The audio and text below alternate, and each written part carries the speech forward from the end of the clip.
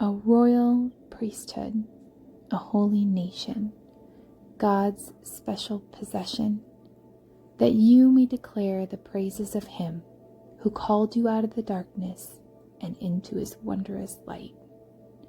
1 Peter 2:9 states it so plainly. It sounds so good, but oftentimes we wonder, Lord, what is my purpose? Is this it? Is this what you meant by royal priesthood, holy nation? Am I a chosen person? Or did I miss my calling? Has my cup been given to someone else because of my misconduct, my lack of zeal, my excuses, everything that keeps me from you? Thoughts start collecting in our minds, remembering when God skipped over Esau and landed on Jacob, or when God tore the priesthood from Eli and gave it to Samuel, or when because of Saul's rebellion, God stripped him of his kingdom and placed a shepherd boy in his place. So many times has my heart meditated on an enemy voice telling me that I have failed, that I may as well hang my hat and call it quits. Maybe I was too selfish, too vain, too self-absorbed. Maybe I never loved God at all. Or maybe fear held me tightly in place and stole away my inheritance in the Lord. See, oftentimes we believe our inheritance from the Lord to be financially fitting, maybe beautifully clad.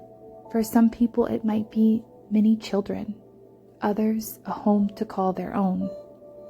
But the inheritance of the Lord comes from being invited to the table to partake in his kingdom business.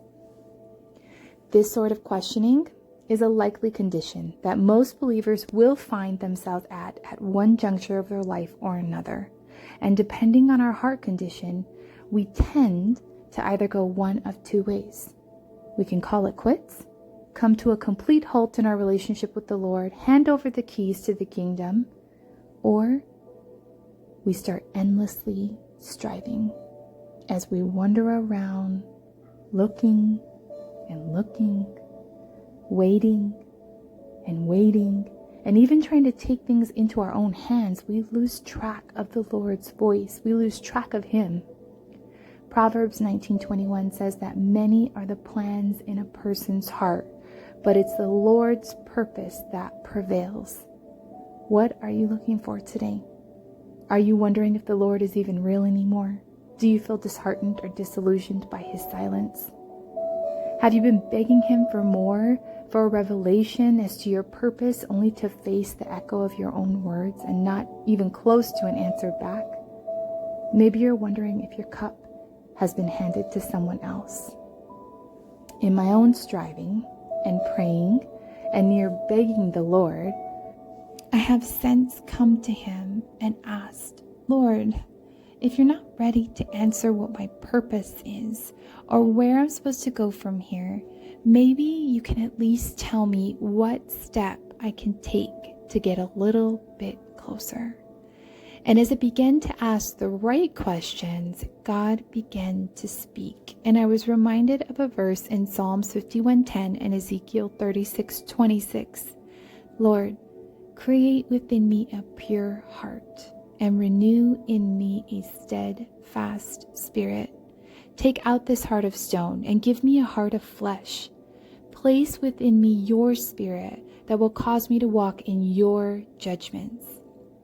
You see, how could God ordain me to my purpose if my spiritual immaturity would cause me to run the other way out of defiance or selfishness or pride? I wasn't ready to hear what my purpose was yet. Later on that week, I was reminded by a dear friend of a parable in chapter 25 of Matthew. The parable is about 10 virgins. 5 of them came and were wise. They brought their lampstand, they brought their oil. The other 5 forgot their oil.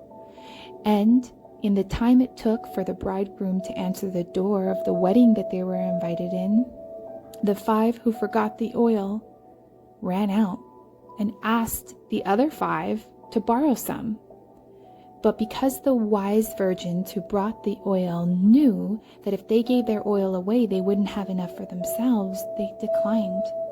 So while the 5 bridesmaids went to go buy more oil, the door to the wedding was opened, and the bridegroom invited in the virgins that were ready, and the door was shut. That oil symbolizes the Holy Spirit. We got to keep our oil full. And how do we do that? We spend time in His presence. We allow the refining of our souls to burn out those impurities that may cause us to love ourselves more than Him or His people. It was then that the Lord gave me a vision, just one step in the right direction, with the mention of Luke 14:18. The Spirit of the Lord is upon me.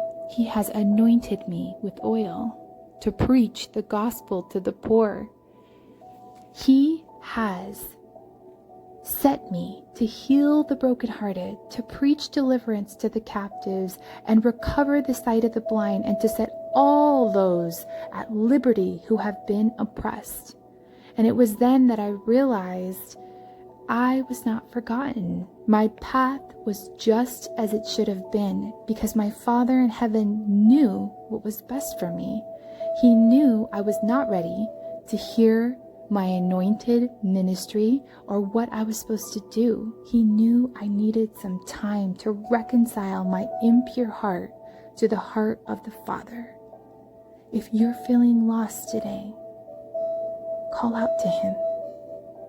If you don't know where you're going or what your life should be like, if you feel like your growth has stalled, begin to spend time in His presence and ask the Lord what the first step is towards completing your mission here on earth while you still can. God bless you all.